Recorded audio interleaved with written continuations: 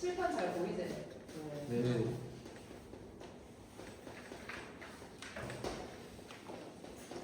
자, 개인민주주의의 한계에 대해서 지적한 글이었고 여러분들이 아마 수업 시간에 좀 배웠을 부분도 있을 텐데 지문에서 좀 각 부분에 대해서 그 한계를 충분히 설명하고 있기 때문에 뭐 배경 지식이 특별히 필요한 그런 문제는 아니었습니다. 가보겠습니다. 자, 민주주의의 오랜 이상은 인민주권이다. 페리클레스의 전몰유사 추도사는 이를 잘 나타낸다. 그는 우리 정치 체제는 이웃의 제도들을 따라한 것이 아니며 다른 이들을 모방하기보다는 오히려 그들의 본이 되고 있다. 그리고 소수가 아닌 다수를 위한 것이기 때문에 그것의 이름을 민주정이라고 한다. 고대 그리스에서는 시민들이 직접 참여해서 인민주권을 실현했다라고 해서 고대 그리스에서 시작된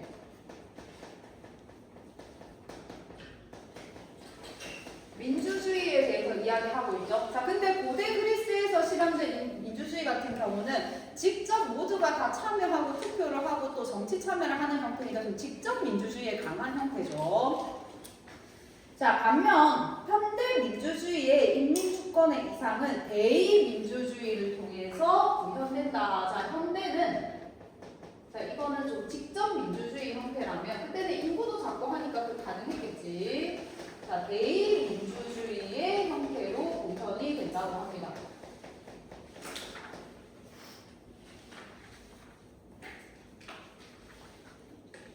현대 대의민주주의는 주권자인 시민이 대표자를 선출하고 주권을 위임하여 인민주권을 실현하는 체제다. 자, 주권자인 시민이 있고, 자, 선거를 통해서 대표를 선출하는 거죠. 자, 이 선출된 대표가 정치 행위를 하는 거죠. 이게 대의민주주의의 형태지. 자, 인민주권의 이상에도 불구하고 현대 대의민주주의는 많은 도전에 직면했다라고 되어 있으니까 현대 대의민주주의가 가지는 뭡니까? 한계에 대해서 이야기를 하는 거죠. 자, 어떤 한계에 직면했는지를 보겠습니다. 현대 대의민주주의가 직면한 중요한 도전 중 핵심 이슈는 편향된 대표, 나아가 대표의 실패이다. 자, 한계 첫 번째가 자, 편향된 대표. 그리고 대표의 실패.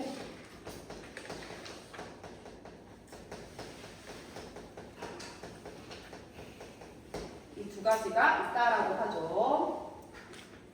자, 이 시각에 따르면 인민주권이라는 민주주의의 이상과는 달리 현대 대의민주주의는 보통 시민들의 이해가 아니라 상층 엘리트의 이해관계를 대변하는 편향된 민주주의로 변질되었다라고 해서 이 편향된 대표가 일부 상층 엘리트의 이해관계를 가능한다.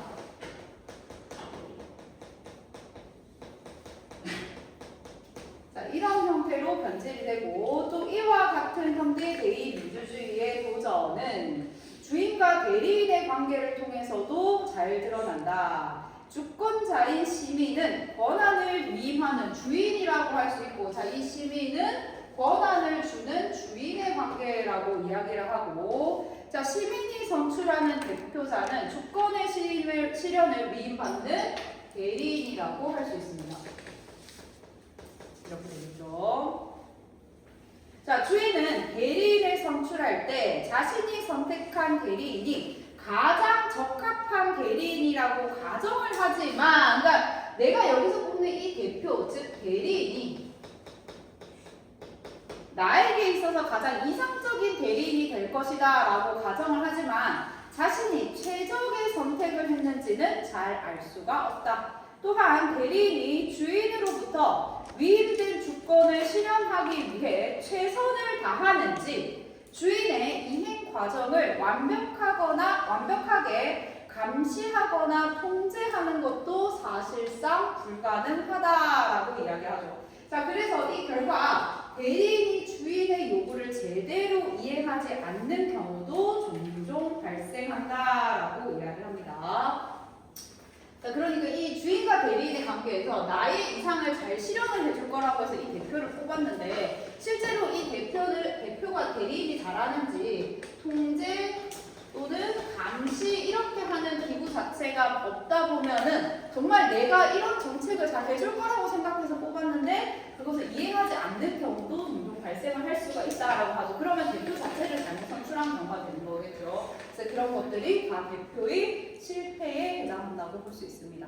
자, 이 가의 내용을 좀 잘 이해해야 나의 문제를 풀 수 있었는데, 자, 나의 각국과 일국에 대해서 한번 보겠습니다.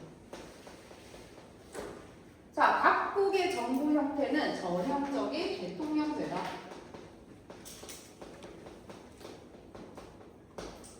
자, 지난 대통령 선거를 앞두고 각국에서는 코로나가 확산되기 시작했다.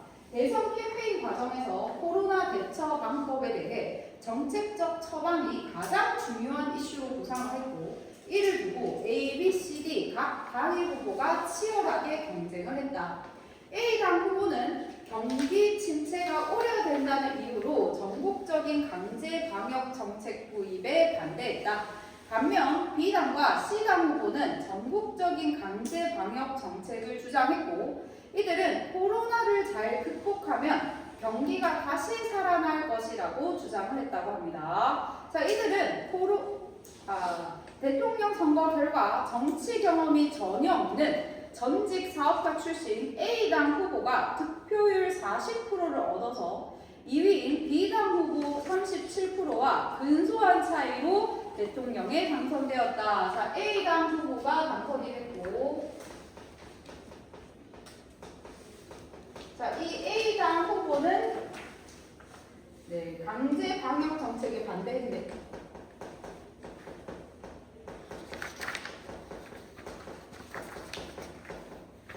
자, 그리고 이 대표의 지지율은 40%였다고 합니다.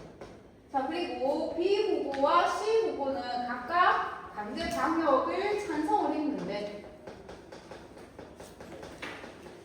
자, B당 후보 같은 경우는 37%였고, 자, C당 후보 같은 경우는 15%였다고 합니다. 자, 그리고 D당은 특별한 주장도 내용이 없으니까 그냥 그렇다라고 보시면 되겠죠. 자, 선거 후 각국에서는 코로나가 전국적으로 확산되었고 경제 위기가 도래했다. 이에 따라서 정부의 정책적 실패 대응에 대한 비판이 확산되었고 대통령의 지지율은 급격히 하락했다. 자, 그래서 이 정책을 제대로 실현을 했는데 정책이 실패되었고 지지율도 하락되었다고 하죠. 자, 이게 각국의 내용이었습니다. 자, 그 다음에 을국을 보면, 자, 을국은 의원 내각제.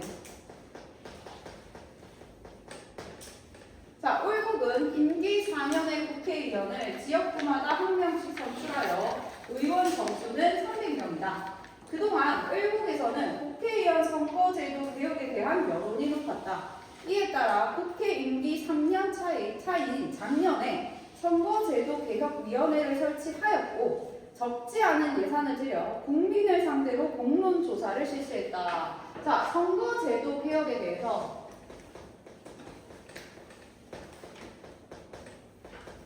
자, 국민들의 조사를 인식을 했는데, 자, 국민들 같은 경우에서는 국민적 관심 속에서 실시된 공론조사 과정은 주요 방송을 통해 중계되었다. 공론조사 결과 제시된 여러 가지 대안 중에 의원 정수를 400명으로 늘려서 지역구 의원 300과 비례대표 100명을 선출하는 선거제도 개혁안이 제안되었다. 이 제도는 유권자가 지역구 투표와 정당 명부 비례대표 투표, 두 표를 행사하는 1인 2표 혼합제 선거제도다. 정당 명부 비례대표의 의석수는 각 정당이 얻은 투표 비율에 따라 결정된다. 자, 얘들아, 이 개혁안에 대해서도 우리가 조금 이해해야 이번 문제를 풀 수 있었죠. 자, 원래는 1인 1투표입니다. 그러니까 내가 한 명의 국회의원, 우리 지역구 국회의원만 뽑는 건데, 자, 이제 비례대표가 들어오면서 1인 2투표가 되는 건데, 자, 나는 우리 지역구 국회의원도 한 명 뽑을 수 있고 하나 플러스 누구 투표도 할 수 있는 겁니까? 투표까지 할 수 있는 겁니다. 정당 투표까지. 자, 그래서 1인 2표라고 하는 거죠. 자, 정당 명부 비례대표 의석수는 각 정당이 얻은 정당 투표 비율에 따라 결정된다. 그럼 의석수가 투표 비율에 따라 만약에 결정된다고 한다면, 자, A 정당이 전체 투표 100% 중에 비례대표를 20%를 받았다. 이게 비율이야. 그러면 몇 석을 가져간다는 겁니까? 네, 20석을 가져간다는 겁니다. 그래서 거기 보면은 비율에 따라서 얻은 정당의 의석수가 결정이 된다고 했으니까 그렇게 해서 2번을 뒤에 나중에 풀어야 되겠죠. 자, 여론조사 결과 공론조사에서 제안된 개혁안은 각 정당에 대한 지지 여부와 무관하게 다수 시민의 지지를 얻었다. 그러면 국민 대부분이 선거제도 개혁안에 찬성했다라고 볼 수 있습니다. 그러니까 주인이 일단 찬성을 한 거죠.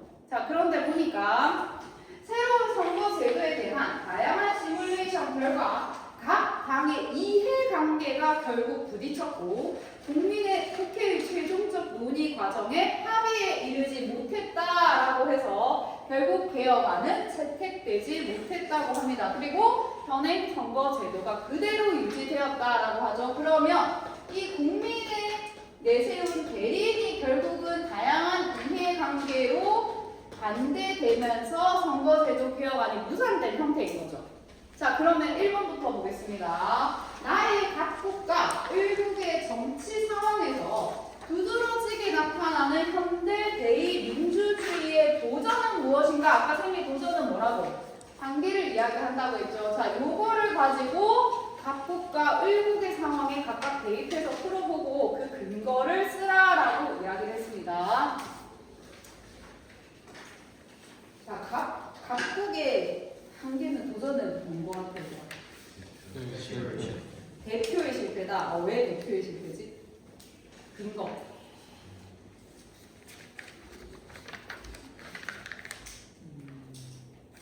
대표의 실패 맞습니다.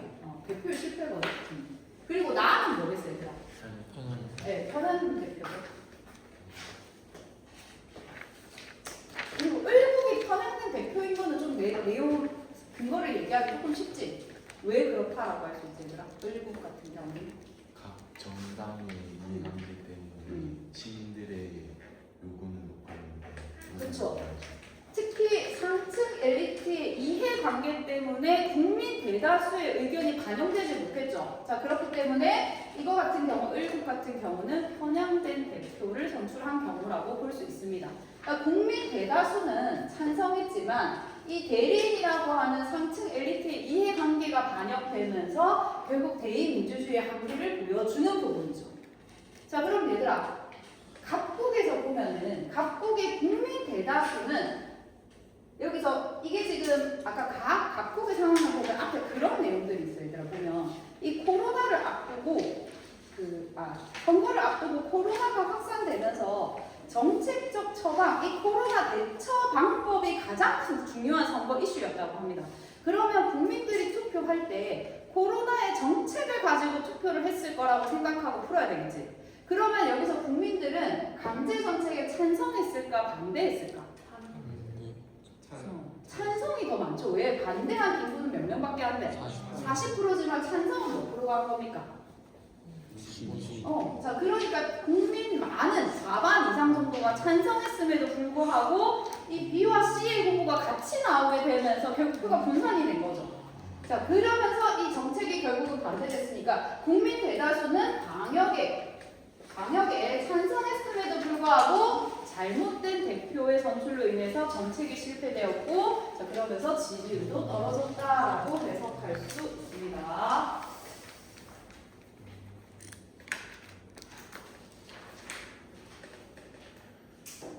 결국은 주인의 요구를 제대로 이해하지 못한 거죠. 만약에 A 후보가 당선되었다 하더라도 이 당선된 자신의 이거를 지지한 이 40%가 아니고 뭘 좀 더 살펴봐야 되겠어? 자기는 이 시민들이 아주 일부만 가지고 정책을 할 수 없잖아. 이 다수의 주인들의 요구 사항을 살펴봐야 되겠죠. 자, 그래서 대표의 실패라고 볼 수 있다고 합니다. 결국 주권자의 요구를 제대로 이행하지 못해서 결국은 정책적으로도 실패하고 지지율도 떨어졌다라고 볼 수 있습니다.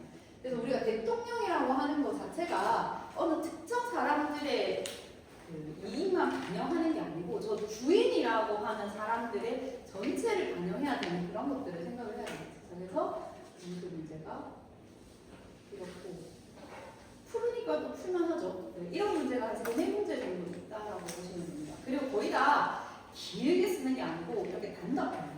이 문제 여기에 깔려 있는 문제가 총 3문제였거든. 총 3문제였는데 3번 문제는 어떤 문제였냐면 이 을국의 문제 상황이 있잖아. 이 을국의 문제 상황을 해결하기 위해서 필요한 정책을 제안하는 건데 그것도 뭐 좀 이렇게 보기가 있었습니다. 주민 소환제, 주민 참여제, 그리고 의원 소환제 뭐 이런 식으로 되어 있어가지고 결국 이들이 우리가 그 아까 나 지문에 그런 게 있었잖아. 그 이행 과정을 통제하거나 감시하지 못해서 편향된 대표가 이렇게 선출될 수 있다고 했잖아. 그래서 그런 기부에 대해서 필요해서 묻는 내용들이 그 노출 문제였는데 그거는 그래도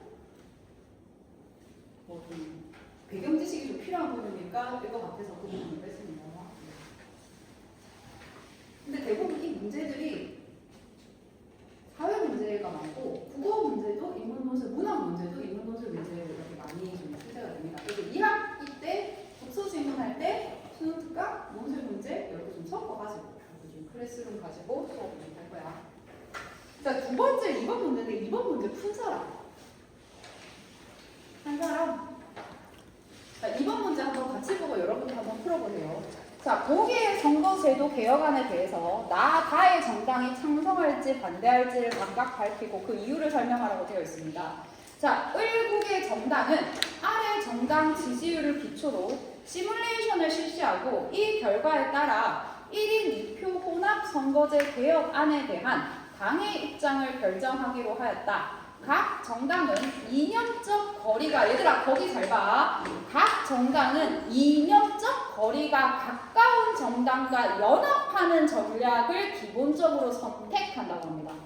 그럼 얘들아 가 정당이 극우파고 나가 우파고 다가 중도좌파고 나가 좌파입니다. 그럼 이념적 성향이 비슷한 정당끼리 연합하니까 가의 정당은 누구와 연합을 하겠습니까? 그렇지. 그리고 다는 나와 연합하는 전략을 취한다. 이렇게 해석하시면 됩니다. 자, 을국에서는 우파와 좌파 진영 간의 이념 대립이 크다고 하니까 이게 세기를 받는 거죠. 그러니까 극이라는 말이랑 중도라고 하는 말은 다 함정이고 여기서 이념 대립, 좌우의 이념 대립만 크니까 좌우만 생각을 하시면 됩니다. 그래서 가나가 연합을 하고 가나가 연합을 한다. 이렇게 생각을 하시면 되겠죠. 각 정당의 지역구 예상 의석수는 지난 선거와 같다라고 가정을 한다고 하는데 이게 지금 지난 의석수 표죠. 자, 그리고 선거 결과 의석수의 그 말이 잘못됐네. 과반 이상이 아니라 과반입니다. 자, 의석수의 과반을 확보하는 것이 정당의 목표라고 이야기합니다.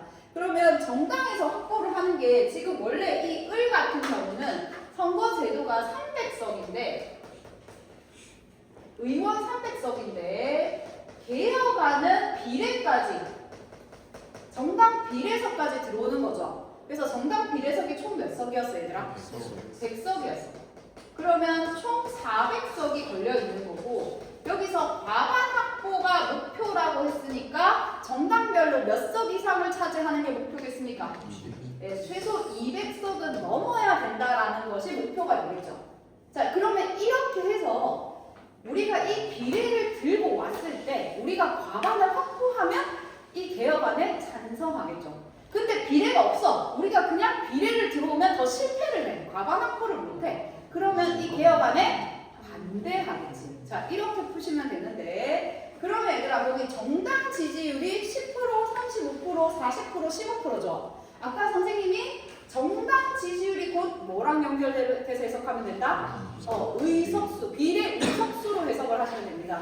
그러면 10, 35, 40, 15니까 이게 합치면 100%죠. 비례대표 의석수 100석 이렇게 되는 거고 지난 국회의원 선거 의석수가 가 정당이 16석, 나 정당이 135석, 다가 145, 라가 4석이야. 근데 지난 선거의원 의석수랑 올해 선거의원 의석수가 동일하다고 가정을 한다고 했죠.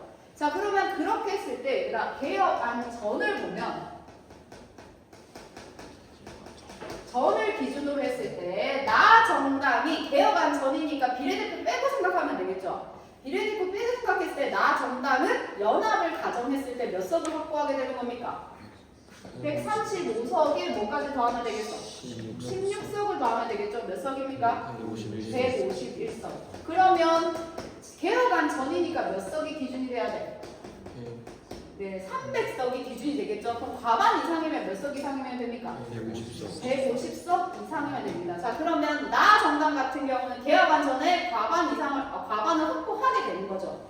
자, 그리고 다 정당을 한번 보면, 자, 개혁안 전에 다 정당은 145석에 4석이죠. 몇 석입니까? 148석입니다. 그러니까 얘네들은 과반 확보에 실패하겠죠. 자, 그러면 개혁안이 이루어진다라고 봅시다. 자, 개혁안 후를 본다면 구할까? 네.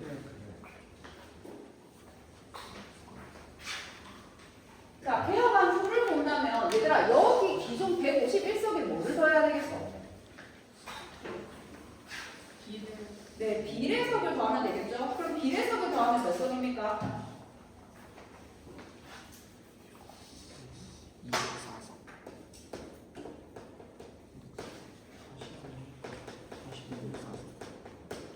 45석이네, 그지? 그럼 몇 석입니까?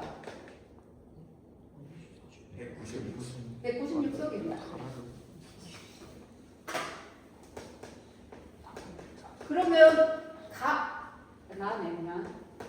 자, 개혁안 후에 나 정당은 이전에는 과반을 확보했는데 오히려 개혁안이 이루어지고 나니까 과반 확보에 실패했죠. 자, 그러면 나 정당 같은 경우에는 찬성한다, 반대한다? 네, 반대하죠. 자, 그리고 다 정당을 한번 보겠습니다. 자, 다 정당은 기존 149석에 비례 몇 석을 확보하지 얘들아? 55석. 55석. 네.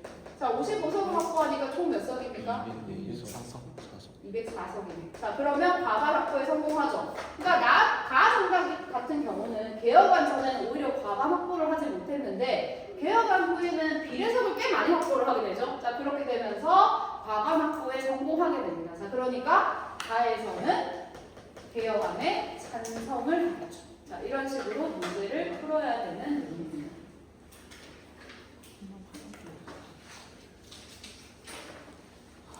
실망합니까?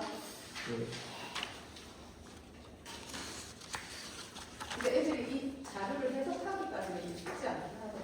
힌트를 주면 이렇게 해석을 하는데 하지만 뭐 1년 동안 많이 성장하지 않을까? 문제를 푸는 실력도. 네.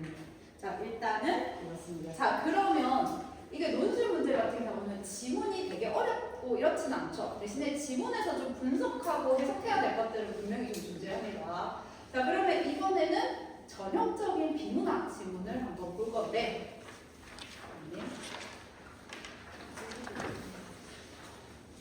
그래서 지금 이거 할 때 수업할 때 그래 계속 쉬는 시간 없이 쭉 가는 거죠. 맞죠? 자, 그 다음 지문이 예술 부분이랑 역사 부분 지문인데, 오늘은 아마 인문 예술 부분 지문을 쭉 할 거고 내일은 아마 자연과학 지문을 쭉 이렇게 좀 하지 않을까 싶습니다. 내일이 아니에요. 내일 없지? 내일 있나? 내일 없어. 다음 주. 네. 이렇게 이틀만 오늘 하고 이틀 정도 비문학을 하고 이제 나머지는 문법을 좀 이렇게 쭉 할 거라서 빠지지 말고, 문법에서도 여러분들이 좀 많이 아는 문법 파트 아니고 여러분들이 잘 취약한 1학년 때 공통 국어 때 단어 부분을 거의 학생들이 안 배우고 지금 그 상태거든. 단어가 중학교에서 배우고 고등학교 성취 기준에는 아예 누락이 되어 있어가지고 못 배웠을 텐데, 근데 거기서 합성어 그리고 파생어 그리고 불규칙 활용, 본용어, 보조용어 이런 것들이 꽤 시험에 많이 나오고 학생들이 좀 많이 틀리는 부분이라서 그 부분들만 같이 수업을 한번 할 겁니다. 자, 그러면 이것도 한번 여러분들 시간을 줘서 한번 직접 풀어볼 건데, 자, 이 지문은 그런 그렇게 어렵지 않습니다. 한번 풀어보면 경국대 논술과 이거는 좀 또 다른 의미구나라는 걸 좀 느낄 텐데 시간은 이거는 8분 드리고 시작하겠습니다. 네, 공자의 앞 그 부분부터